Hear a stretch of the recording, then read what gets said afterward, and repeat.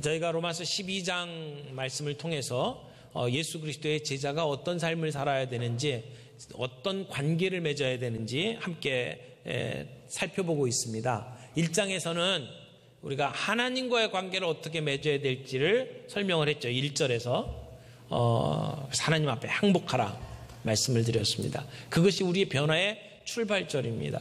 그런데 세상을 향해서는 우리는 세상을 본받지 말고 변화받아야 된다. 2절 말씀을 통해서 그렇게 정리를 했습니다.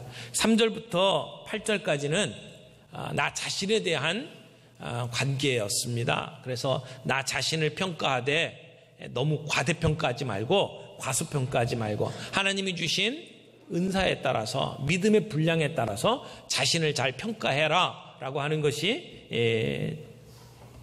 8절까지의 말씀이었습니다. 오늘은 이제 9절 이후를 보게 되는데 9절 이하에서는 다른 사람들과의 관계를 어떻게 맺어야 되는지를 가르쳐 줍니다. 하나님은 우리를 사회적인 존재로 창조하셨습니다. 그래서 혼자서 살지 못합니다.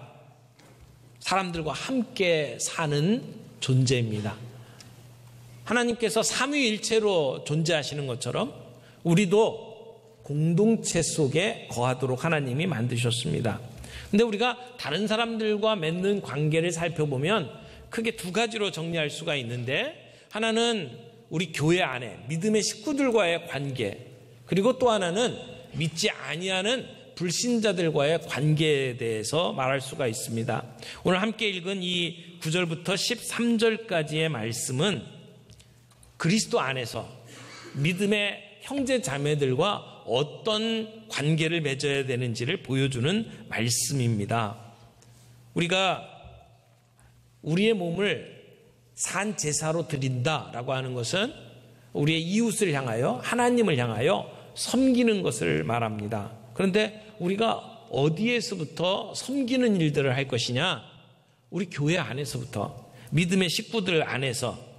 그래서 하나님과의 관계, 세상과의 관계, 그리고 나와의 관계가 정립된 이후에는 우리가 교회 공동체 안에서의 관계를 바로 맺고 살아가야 된다라고 하는 말씀입니다. 우리가 같은 성도들 간에 어떤 관계를 맺느냐에 따라서 우리의 신앙생활이 기쁠 수 있고 행복할 수가 있습니다.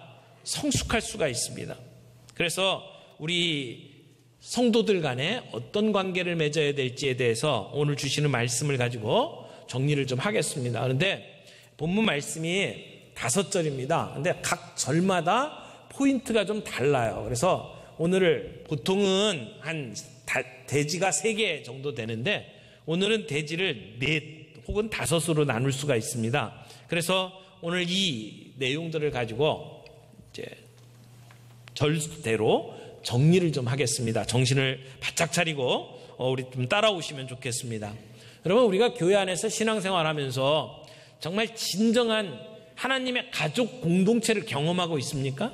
나는 교회 다니면서 정말 이렇게 만나면 기쁘고 보고 싶고, 그리고 힘들 때는 그분들을 통해서 위로받고, 그리고 내 꿈을 꾸고 하는 일들을 이 교회 안에서 하고 있습니까? 많은 분들이 교회를 통해서 진정한 공동체를 경험하는 일들을 제대로 못하고 있습니다. 왜 그렇습니까? 그것은 우리의 관계가 너무 피상적이기 때문이 아닐까요? 우리가 만나서 인사합니다. 잘 지내셨습니까? 예, 잘 지냈습니다. 오늘 날씨가 좋네요. 이러면서 이야기들 합니다. 그런데 이런 피상적인 인사 말고 정말 우리 안에 있는, 속에 있는 이야기들을 꺼내놓고 위로받으면서 격려하는 그런 대화는 얼마나 됩니까?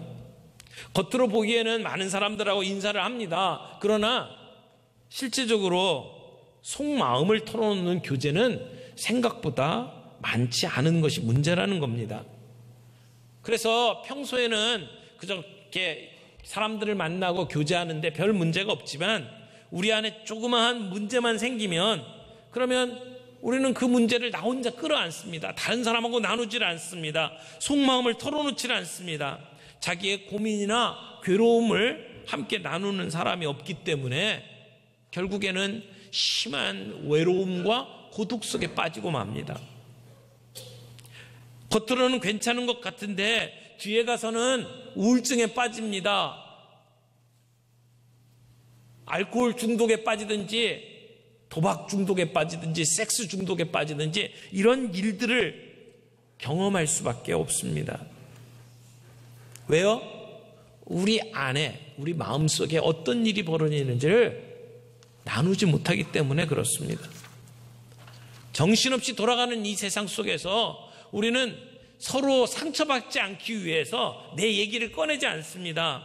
그저 피상적인 인사만 하고 되풀이하면서 우리가 영적인 교제를 나누었다고 자위하고 만다는 겁니다.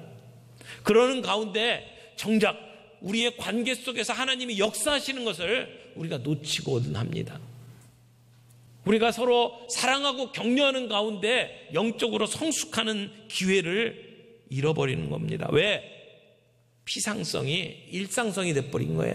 그냥 얕은 교제가 너무 보편화돼 버린 거예요. 그러면 어떻게 하면 우리는 진정한 공동체를 경험할 수 있을까요? 본문 말씀을 따라가면서 정리를 좀 하겠습니다. 첫 번째는 나 자신의 태도를 분명히 하라 라고 말씀을 드리고 싶습니다. 9절 말씀 같이 읽겠습니다. 9절입니다. 사랑에는 거짓이 없나니 악을 미워하고 선에 속하라. 여러분, 여기 사랑에 거짓이 없으니 악을 미워하고 선에 속하라 라는 말씀이 무슨 말씀입니까? 우리가 공동체 안에서 사람들과 만날 때 우리의 태도를 분명히 하라는 겁니다. 어떤 태도? 사랑의 태도, 거짓이 없는 사랑의 태도를 가지라 라고 하는 말씀입니다. 여기 사랑에는 거짓이 없나니 라고 하는 말을 헬라어로 이렇게 그대로 번역을 하면 이런 말입니다. 사랑은 위선이 아니니. 다른 말로 하면 사랑은 진실해야 한다. 사랑은 연극이 아니다. 그런 얘기예요. 고대 이 로마 시대에 극장이 있었는데 극장에는 배우들이 연극을 했습니다. 그런데 그 배우들은 다 남자들이었어요. 그러니까 남자들이 배우로 나서서 뭐 여성 역할도 하고 남성 역할도 하고 다 하는 거죠. 근데 그것을 그냥 맨 얼굴로 하면 목소리만 바꾸면 이게 실감이 안 나니까 사람들에게 이 가면을 씌워줬어요. 그래서 가면을 쓰고 연극을 하는 거죠. 여기에서 위선이라는 말이 파생이 되었습니다. 그래서 사랑에는 이런 위선이 없다. 그런 얘기예요. 여러분, 사랑에 위선이 들어가면 그 사랑은 사랑이 아니에요. 그것은 기만이 되고 회유가 되고 경쟁이 됩니다. 사람들에게 가면을 쓰고 만나는 것은 진정성을 상실하게 되는 거잖아요.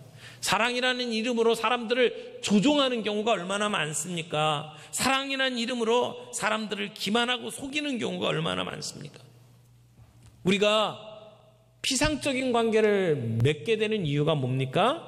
우리의 삶 속에 숨겨져 있는 죄의 문제들을 우리가 굉장히 은폐하기 때문에 그렇습니다. 우리는 진실되게 서로를 대할 필요가 있습니다. 진실한, 가면 쓰지 않고 위선 떨지 않고 진실하게 서로를 대할 때에 진정한 공동체를 경험할 수 있다는 겁니다. 두 번째, 서로에게 헌신하라는 겁니다. 10절 말씀 같이 보겠습니다. 10절 다 같이 봅니다.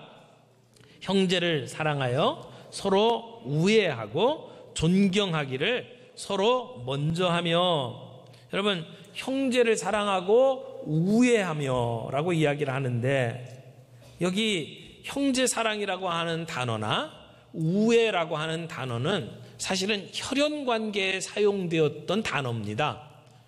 형제 사랑, 필라델피아라고 그러죠. 형제를 사랑하는 것은 그건 뭐 혈연관계 맞죠. 그런데 그 다음에 나오는 이 우애라고 하는 단어는 자녀에 대한 부모의 사랑을 표현할 때 사용했던 단어입니다. 이렇게 가족 구성원들에게 사용했던 그런 사랑의 표현을 여기 교회 공동체에다가 적용을 하고 이야기를 합니다. 너희가 그런 사랑을 해야 된다는 거죠.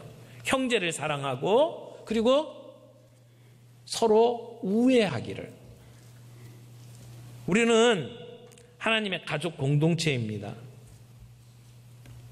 가족들은 서로에게 헌신하죠. 오늘 우리가 우리 교회 성도들에게 서로가 서로에게 헌신하는 것이 필요하다는 겁니다. 형제의식을 가져야 된다는 겁니다. 교회에 오랫동안 다녔던 분이나 이제 곧 교회에 들어오신 분이나 우리는 예수님 때문에 한 형제가 되었습니다. 그래서 서로를 향해서 형제, 자매라고 하는 의식을 갖는 것이 필요하다는 거죠. 오늘 우리가 교회 안에서 진정한 하나님의 공동체를 경험하기를 원합니까? 서로에게 헌신하시기를 바랍니다. 서로를 나보다 낮게 여기시기를 바랍니다. 존경하기를 바랍니다. 존경하기를 서로 경쟁해서 이길 수 있기를 바랍니다. 그것이 10절 말씀이에요. 11절 말씀, 세 번째는 바른 동기에 대해서 이야기를 합니다. 열심을 품고 주님을 섬기라 라고 하는 것입니다. 오늘 우리가 서로 사랑하고 서로 섬기는 것은 주님을 섬기는 겁니다. 주님을 섬기는 일에는 열심을 품고 섬겨야 된다고 이야기를 합니다. 11절 말씀 다 같이 읽겠습니다. 부지런하여 게으르지 말고 열심을 품고 주를 섬기라. 부지런하여 게으르지 말고 천천히 군뱅이처럼 굴지 말고 그리고 열정을 가지고 섬기라고 이야기를 합니다. 열심을 품고, 그 얘기가 어떤 뜻입니까? 비커에다가 물을 넣고 열을 가열을 하면 그러면 물이 끓죠. 물이 끓는 것 같은 것을 여기 열심을 품고 라고 했어요. 가슴에 뜨거움을 가지고 주님을 섬겨라, 봉사하라 하는 이야기입니다. 여러분, 교회 안에서 우리가 섬기는 일에 열심을 내고 있습니까?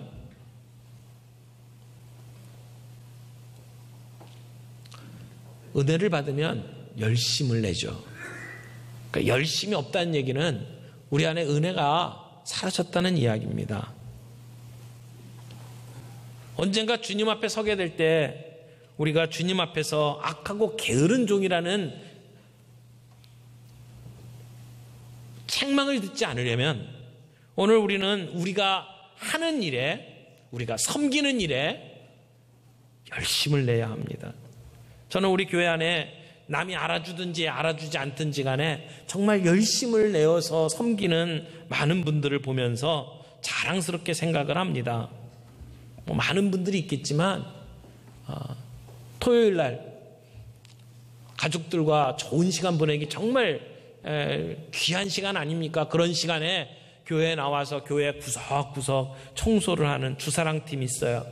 저는 그분들 섬기는 모습을 보면서 마음속에 큰 자랑거리로 자리를 잡고 있습니다. 늘 자랑스럽게 생각합니다.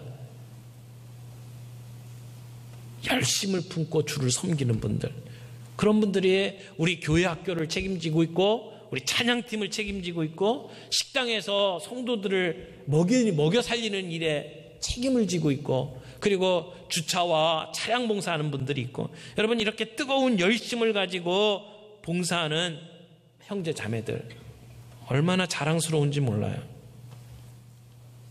우리에게 하나님이 주신 그 은사에 따라서 우리 교회 안에서 정말 이런 열심을 가지고 서로를 섬길 수 있는 은혜가 있기를 바랍니다. 12절 말씀 보겠습니다. 12절, 13절 말씀은 이제 섬기고 봉사하는 일의 구체적인 모습을 5가지로 소개를 해주고 있는데 12절의 말씀은 위를 향한 초점을 보여줍니다.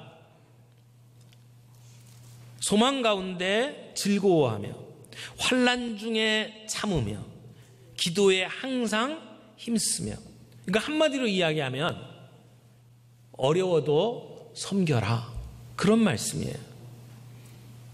어려움 가운데, 환난 가운데 하늘을 바라보면서 견뎌라, 참아라, 그리고 섬김을 멈추지 말아라, 포기하지 말아라 하는 말씀입니다.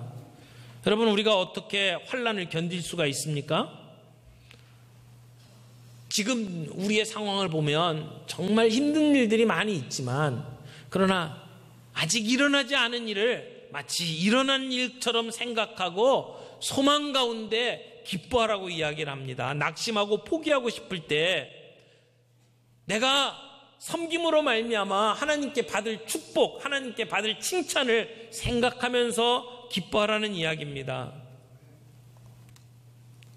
우리의 문제들을 하나님 앞에 아뢰면서 기도하면서 감당하라는 이야기입니다.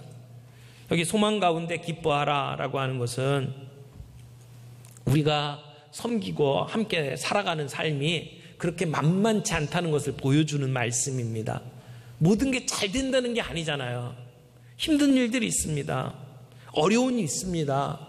그러나 다시 오실 주님을 기다리는 마음으로, 그분이 오셔서 우리를 심판하시고 우리를 칭찬해 주실 것을 바라보면서, 그래서 주님이 우리와 함께 살아갈 천국을 소망하는 가운데, 그런 가운데 기뻐하라는 이야기예요.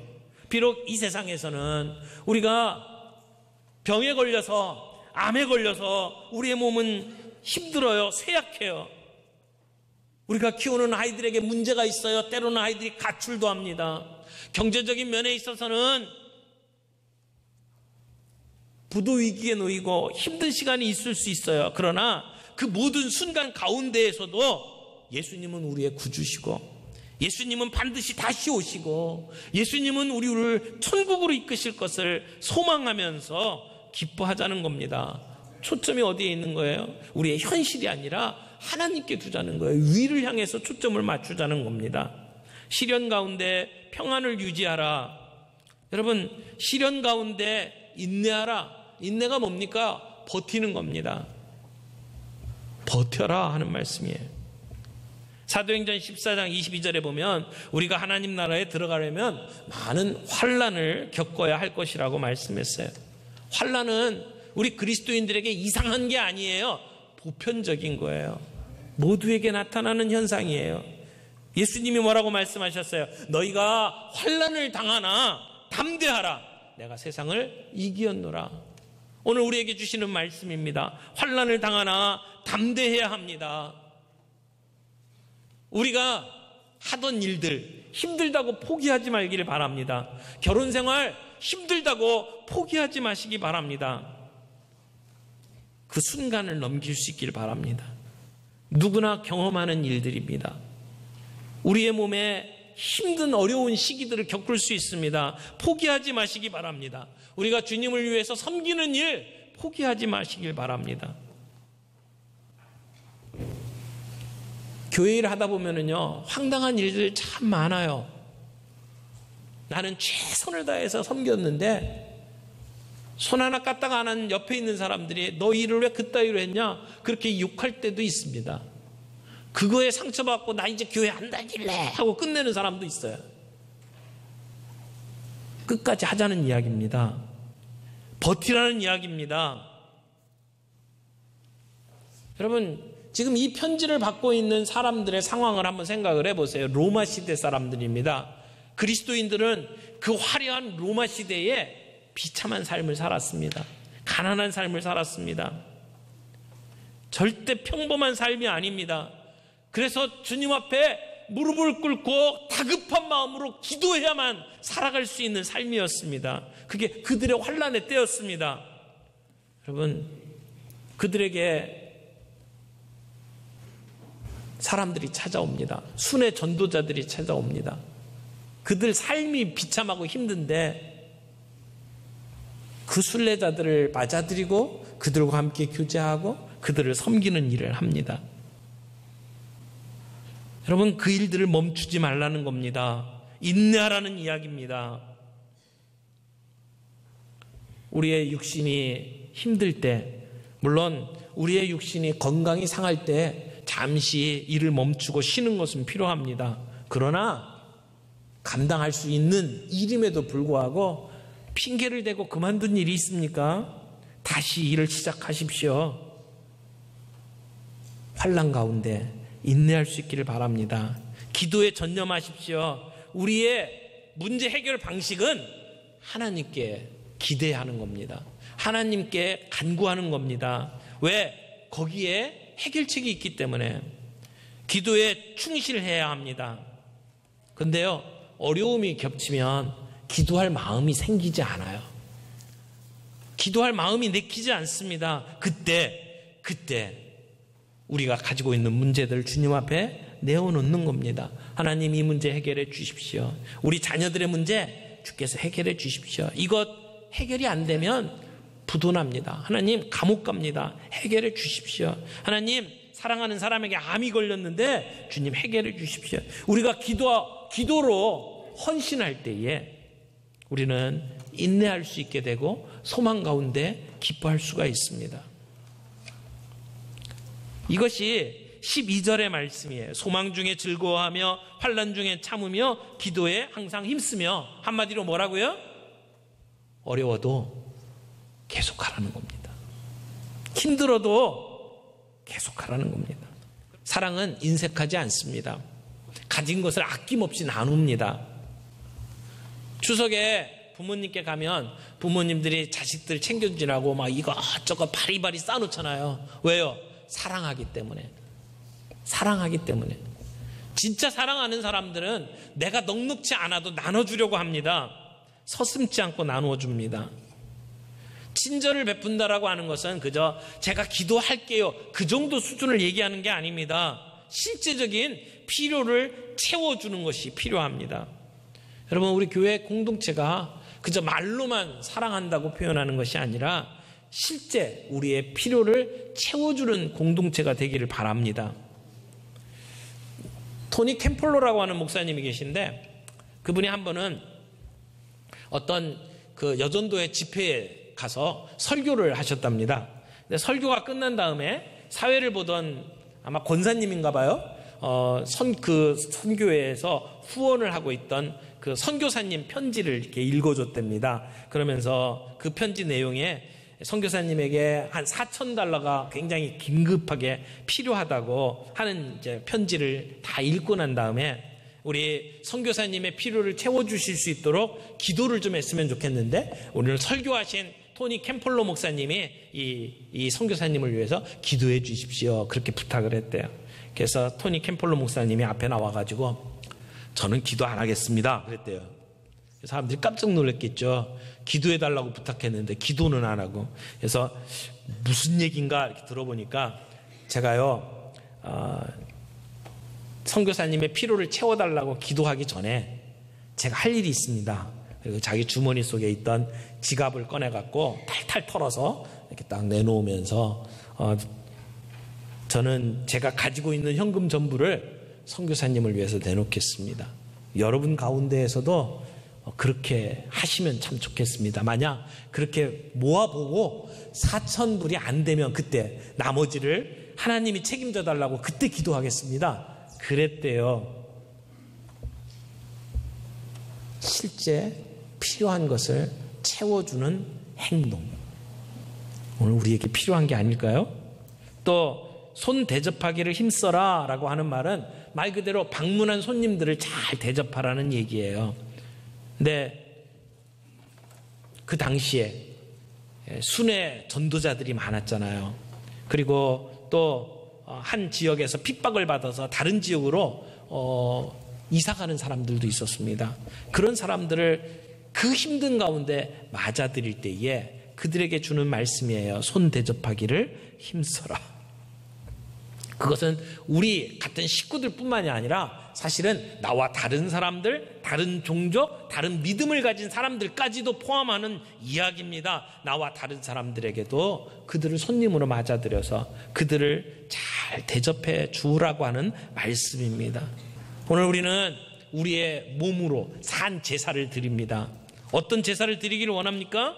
오늘 이 말씀대로 순종하는 제사를 드려보십시오. 그러면 우리의 매일매일의 삶이 주님을 기쁘시게 하는 아름다운 제사가 될 것이라고 믿습니다.